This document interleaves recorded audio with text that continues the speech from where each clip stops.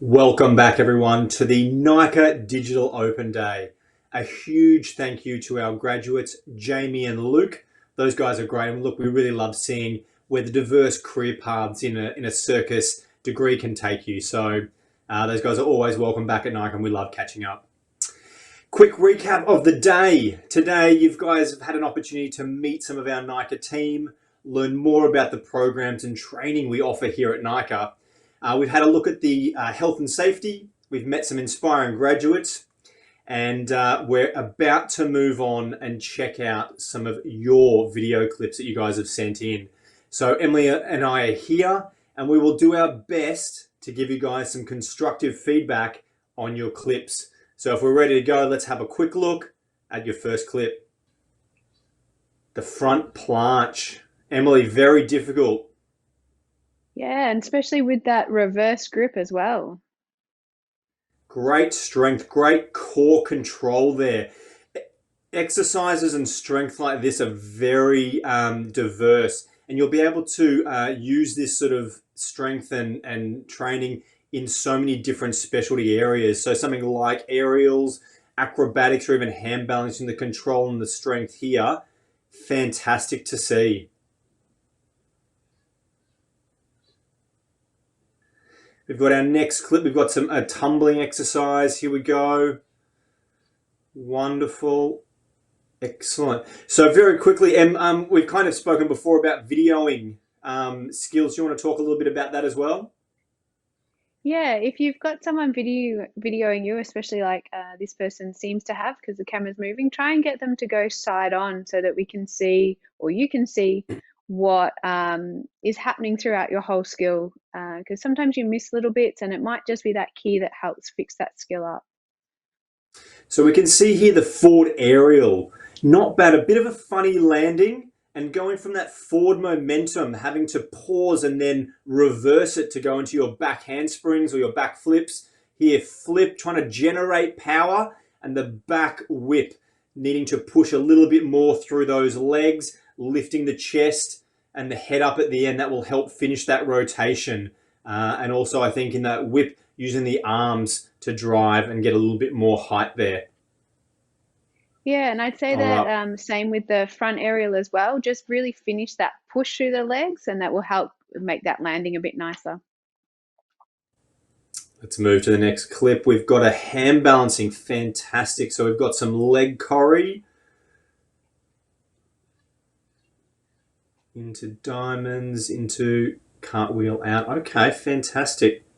So what I see here is great control. And as we mentioned just before in regards to videoing that, I would love to see the side angle of where that Mm. handstand finishes to make sure that we're totally aligned. But the control here, very nice. I would say there's a little bit more pushing up through the shoulders and even straightening of those elbows that might help. Anything there? Yeah, and I think potentially both of those adjustments will also help the lower back become a bit straighter. It looks like it might just be a little bit over weight more on the fingers, I think. But like you said, it's very hard to tell from this angle.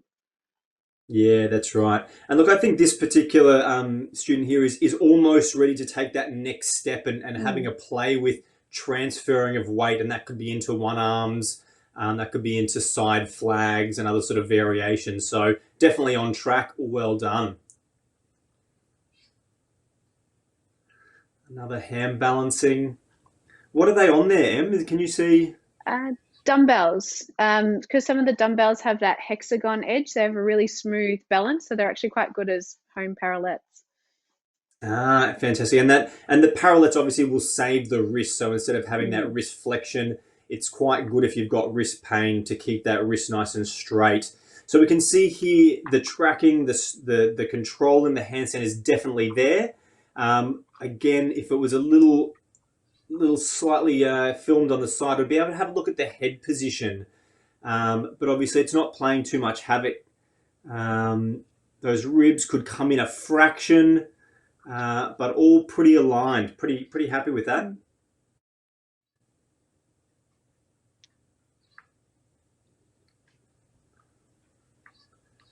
Straps. We've got some straps. Oh, this Is it slowed down? looks like it might be in slow-mo. Yes, it's well from my end anyway, but we've got a Yep. pull up to the back planche there, which is quite good. Excellent. So my main tips here, and I'll let you take over in a sec, is as we come up into that into the back side planche, is to make sure that you control your head. So as he comes up here, making sure we're looking along the arm.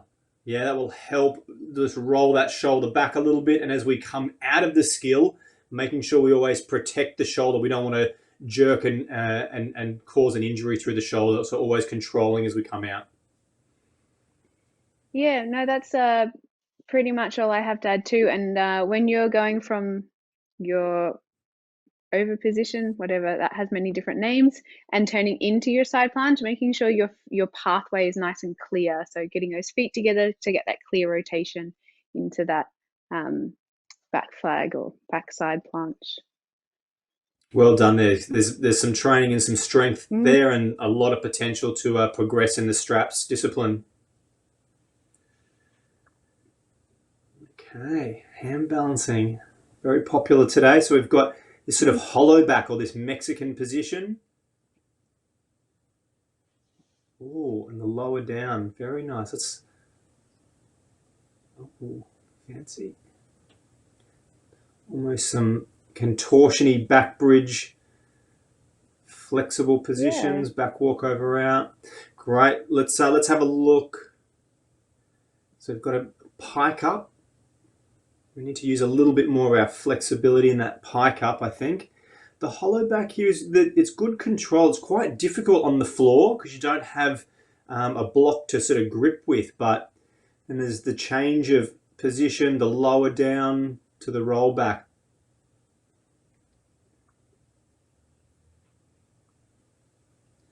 It's definitely part of some choreographical routine, perhaps. I would agree. My only suggestion would be continue working on that shoulder extension and that thoracic's flexibility to help enhance that bridge shape in all the handstand and that walkover position as well. Yeah, absolutely. And always, we're always saying stretch the legs, making sure those knees stay straight. You don't want to break those lines unless you're doing other sort of contemporary positions. But definitely on track. Definitely on track, and a few minor adjustments we could play with, especially getting into that handstand, make sure that track is correct. Thanks very much for sending that one in. What's up? What's next? Ooh. This is quite a complex skill. So we can see from the elbow planche that sort of whip up into handstand. So the strength and the coordination is imperative, because the timing of this, if we watch the heels, the push, and then catching the balance. So obviously this particular student, I guess, has trained the negative of that from handstand, lowering down, building up the track, building up the strength, and is now able to use the power of the heel drive. Looks pretty good. Em, do you want to add anything to that? No, I think you've nailed it all. It's looking very good. I would suggest maybe they get someone with a more steady hand to video next time. It's a little bit shaky, but we won't hold that against you. All right. We've got lots of hand balancing videos. This is wonderful.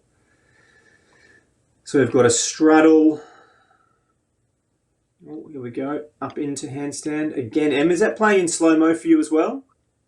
Yeah, it does definitely look like it's in slow-mo. Okay, that's all right.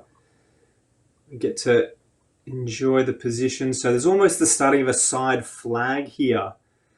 And all the sort of side flags and tracking, we want to make sure that you have a spot or someone a trainer to assist you with the direction. There's a tiny little twist happening through the hips there, which will make any sort of further progression a little bit more complex. If you're not stacked correctly, you can just see that hip and that leg falling towards the back wall. So really, I tell a lot of my hand balancing students to really understand where their top leg is and what is it doing, because that will help align and really assist in the balance.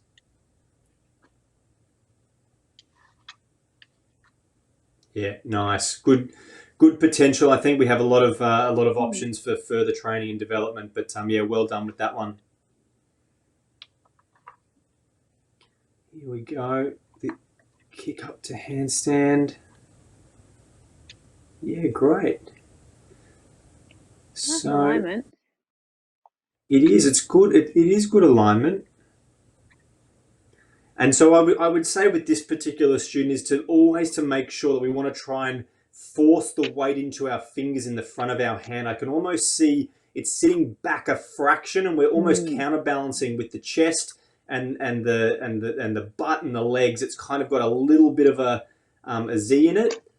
So really making sure maybe those shoulders could come forward, or just a fraction, to allow the weight to sit in the fingers a little bit more. That will allow the timing to progress and to sit there a little bit more relaxed. But good control on the way up. She meets the first leg and meets the second leg into the handstand. Very nice. Yeah, well done. Oh, oh, attacked by dogs. I'm not sure if that's part of it. Maybe it's a new animal routine. Safety first. A new act. Let's polish that one more time. And I must say, no animals were hurt in the filming of any of these videos. So well done there. Ladies and gentlemen, they were fantastic videos. Thank you so much for sending them in. It's really great to be able to see what our future circus artists are up to, and hopefully some of that feedback has helped. Obviously, it's a lot easier to give feedback when we're in person, either at the pre-audition workshops or if you're doing classes here at NICA. We're always happy to drop in and lend a helping hand. Now, Em, I've just got word that there have been so many questions throughout the day that we have a few more. Do you have time to stick around and answer a few more? Absolutely, would love to. Well, look, I reckon let's load up that first question, and we'll do our best to give you guys some of these answers. Em, do you want to kick us off? Sure. All right. What specialties do NICA offer, and how many do students undertake? That's a long question. How many specialties do we have, JB? All right. Today, I reckon we have about 63 different specialties. And obviously, depending on the staff, the equipment will depend on what and when we can offer different specialties. We like to make sure that we're diverse in what we offer. We don't want to have 16 tissue routines coming out every year. So we're really trying to make sure that we're getting our students excited in different specialties, and obviously trying to meet industry trends and what is being employed through different companies. So yeah, there's lots of opportunities. Excellent. And the second part of the question, how many do students undertake? Well, in first year, in just towards the end of semester one, you'll start to choose your two specialties, either two solos or a solo and a duo. We do highly recommend one solo and a duo. And then you'll also choose your ensemble act as well. So overall, you'll have 3 specialties that you'll focus on while you're at NICA. And to follow on from what Em's just said there, before we go on to this next one, I think we're really trying to make sure that students are diverse and very employable. So we do try and encourage students to have one aerial, one ground act, and as Em said, the group act. So it makes our graduates just that little bit more employable moving into the industry. All right, I have a chronic lung condition. What will that affect my chances of getting into NICA? Look, as Dr. Dave, I guess, covered a little bit of this morning in his well-being discussions, while we will always encourage people to audition, we will always go on medical advice. So I think at this point, we would love to see your audition videos. And, if your chronic lung condition is flaring up or is getting better, that's fantastic. But we'll always probably, I would say, request medical advice in the best way to manage a student moving forward into a physical course like the NICA degree.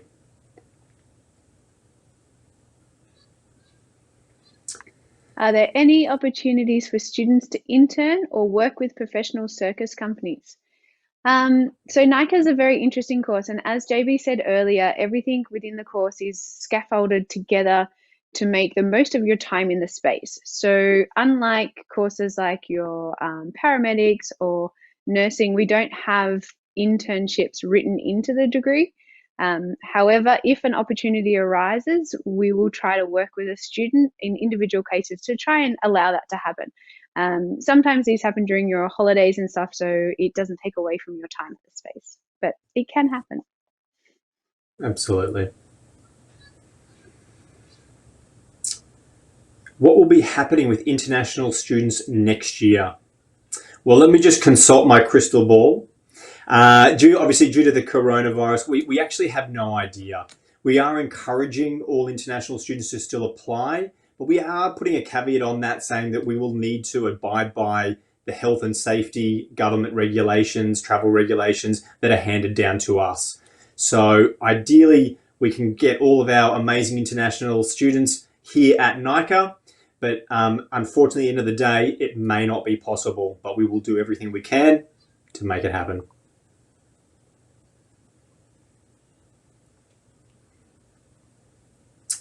Do we have to choose a specialty right away? Em, I think being the first year coordinator, do you want to take that one? Absolutely. So no, you don't choose your specialty right away. We spend the first about 12 weeks doing your foundations in or your handstands, tumbling, aerials, manipulation, partner work. And then we'll go through an exciting time called shopping, where you get to try all of the specialties that we have on offer for the year. And then through that process, with consultation with the different trainers, we will find something that suits you and will hopefully launch your exciting circus career. Absolutely. And it is, as Em just mentioned, it is a collaborative process. We want to make sure that you as the student are choosing the right specialty for you. So, if you're 110 kilos, you're probably not going to be flying on the 3 high. Yeah, you may be basing. So we want to make sure that the longevity of a career and everyone chooses the most appropriate specialties that they are suited for. Do you need to get accepted to Swinburne before you can audition for NICA? So I believe we touched on this a little bit at the start of the day, but to start your process, yes, you will need to be, you will need to first apply through the Swinburne website.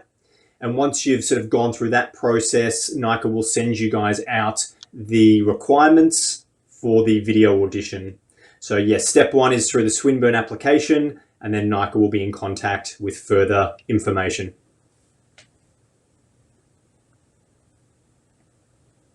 What is the lifespan or longevity of performers in circus physical performing? Physical theatre, there we go. You can have this one, James Brown. Oh, thank you so much. So the lifespan, the longevity, obviously, as I've just sort of mentioned, we're wanting to make sure that the career paths are long for our graduates. Now, this all depends on the type of acts that the individual chooses. So something like the Russia wheel, it's very low impact on your body, which means that you should be able to perform something like that for a lot longer than you would, say, the triple back somersault off the teeter board. It's something that maybe has a slightly smaller or shorter lifespan. But then something like clowning, so we have some amazing clowns into their 40s, 50s, 60s that are still performing and entertaining audiences around the world. So it really does depend on the acts, as well as how the individual and the athlete and the circus performer looks after their bodies. So we do, through NICA, a whole heap of rehab, prehab, making sure that the fitness is always kept in top notch. So there's lots and lots of factors, but here at NICA, we're giving you guys the information, the training, the education to make the best decisions.